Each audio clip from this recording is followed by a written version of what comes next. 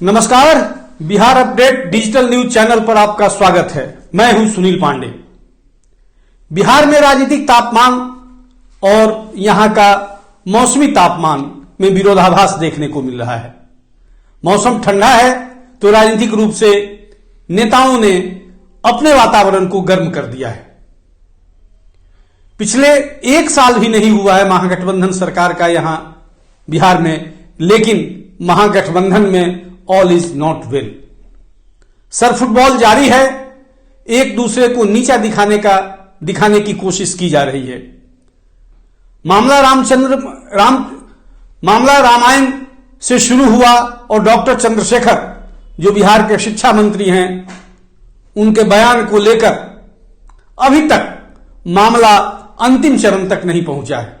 कहने का मतलब यह कि विवाद दर विवाद बढ़ता जा रहा है और यहां कई नेता अपने पार्टी लाइन से हटकर, अपने महागठबंधन लाइन से हटकर अपनी बात कह रहे हैं।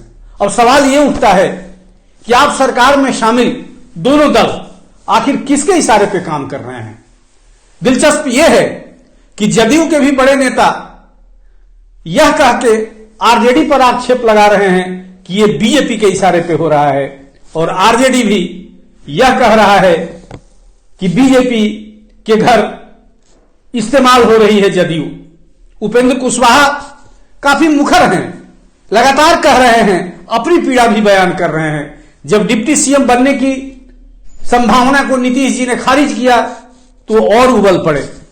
कहा कि पिछले 2.5 वर्षों से वो पवेलियन में बैठे हुए हैं, अपने राजनीतिक विश्राम की बात कर रहे हैं, जबकि इसके उलट उनकी उम्मीदें काफी थी नीतीश जी से।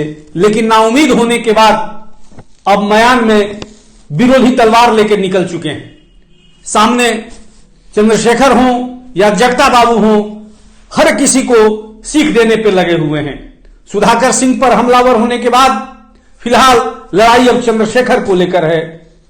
दिलचस्प तो यह भी है कि शिवानंद इसी पार्टी के वरिष्ठ नेता होने के बावजूद, राष्ट्रीय उपाध्यक्ष होने के बावजूद जगदा बाबू पर इशारा कर रहे हैं कि जगदा बाबू, आपको पार्टी चलाने के लिए थोड़ी और सख्ती बरतने की जरूरत है।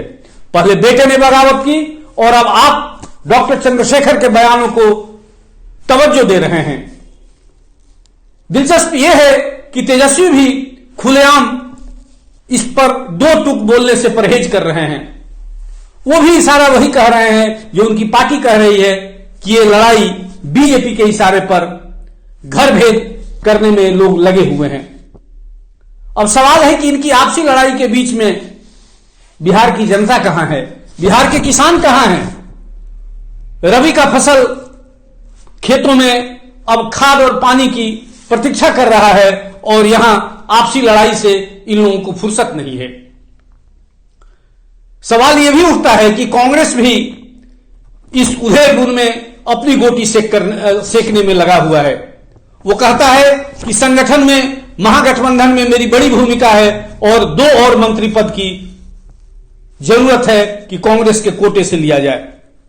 तो दूसरी तरफ मांझी जी बड़े नेता होने के नाते यह कह रहे हैं कि नीतीश जी, आप सौतेला व्यवहार कर रहे हैं विकास को लेकर। आप राजगीर और नालंदा को लेकर हर एजेंडा सेट करते हैं, लेकिन गया को आप इग्नोर करते हैं। गया बेशक ऐतिहासिक, धार्मिक, कई मायनों में खास है, कमिश्नरी सेंटर है, कई मामलों में राजगीर और नालंदा से बड़ा है। यहां तुलना यदि आप करते हो तो यह तुलना मेरा पर्पस नहीं है, लेकिन हर व्यक्ति जानता है बिहार में कि नीतीश जी नालंदा के प्रति खास नजर रखते हैं। नतीजा यह है कि विकास की अधिकांश चीजें आप देखेंगे तो नालंदा के इर्द गिर्द बुना जा रहा है, जबकि पास में ही भोजपुर का इलाका है। आप गंगा उस पार जाएं तो सोनपुर, हाजीपुर, वैशाली का इलाका है, लेकिन सबके साथ ये बेईमानी की जा रही है। कहने का लब्बो लुबाब ये कि महागठबंधन में सरकार चलाने से इतर सरकार को तोड़ने में अपनी ही पार्टियां लगी हुई है। किनारे पे खड़ा बीजेपी मुस्कुरा रहा है और वह उस मौके की तलाश कर रहा है कि जब कुछ खास किया जाए। देखिए मौसम के साथ साथ नेताओं के मिजाज किस तरह से बदलते हैं। धन्यवाद।